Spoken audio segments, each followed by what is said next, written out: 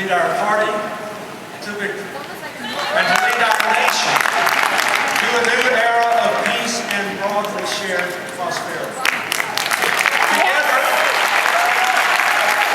we prevailed in a hard campaign in which the Republicans said I was too young and too inexperienced to be commander-in-chief.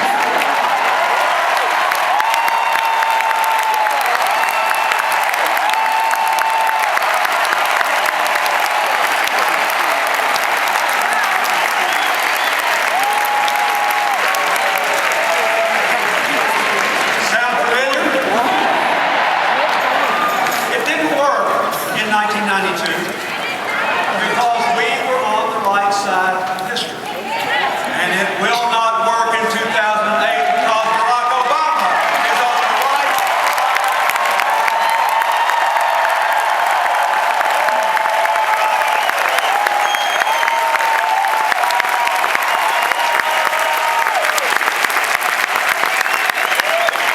Senator Obama's life is the 21st century incarnation of the old-fashioned American dream. His achievements are proof of our continuing progress toward the more perfect union of our founders' dreams. The values of freedom and equal opportunity, which have given him his historic chance, will drive him as president to give all Americans, regardless of race, religion, gender, sexual orientation, or disability, their chance to build a decent life and to show our humanity as well as our strength in the world.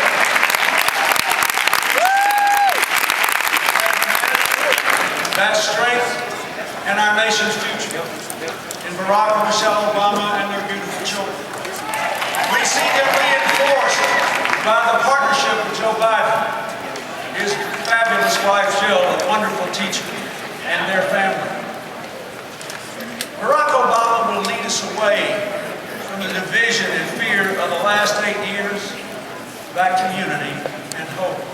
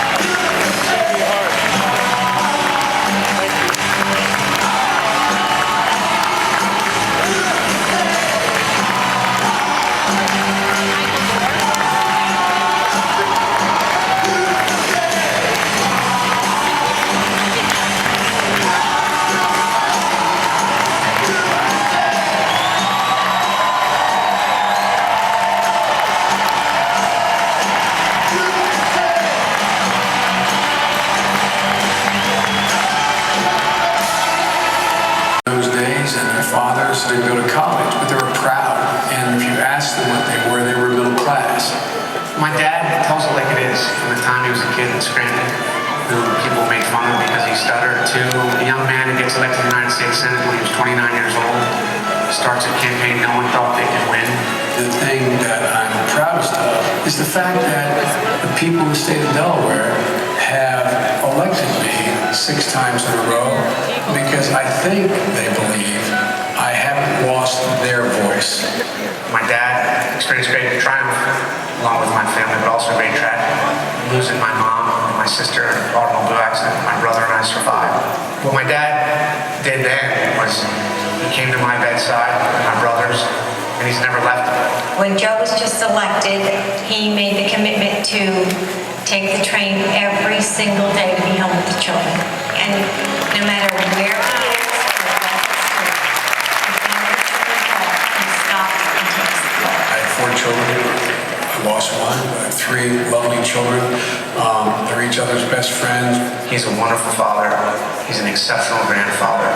And that's really what it's about for him. There are very few people who have the depth experience than Joe Biden, not only as the head of the Judiciary Committee, as the head of the Senate Foreign Relations Committee, but he's also been at the forefront on critical legislation. The things I'm most proud of in my career are writing and passing the Violence Against Women Act. We brought down violent crime with the crime bill that I drafted. Joe has unequaled foreign policy credentials. He's consulted with presidents, has personal relationships with many world leaders. He's somebody who, on the Iraq War, was willing to speak out when he saw the Bush administration wasn't using that authority properly. When you see the abuse of power, you've got to speak. Whether it's a parent slapping on a child, or a president taking a nation to war that costs lives,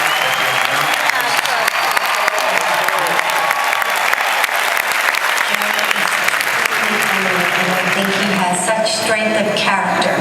I think people know that they can believe in him. They know that he wants change. And I think they know that the country will change with Barack Obama. That Joe offers is his honesty. And I can't imagine a more effective advocate in the vice presidency to bring about the changes that we need here in America. the middle class in this country has never been as unsure of their future, and we've never been as isolated. And if we don't change that in the next 4 years, we're locked in for a decade. And Barack Obama has been very explicit about how he's going to level the playing field for the firemen and the cops and the linemen and the salespersons and the nurses to improve their circumstance so their next generation is better off than they were. I think Barack and I will work as a team great. I can hardly wait to help him turn this country around.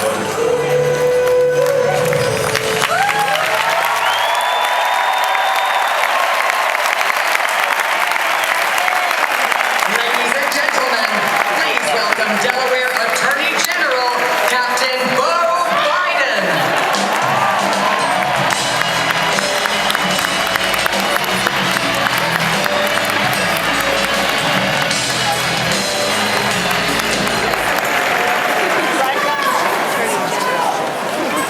Good evening.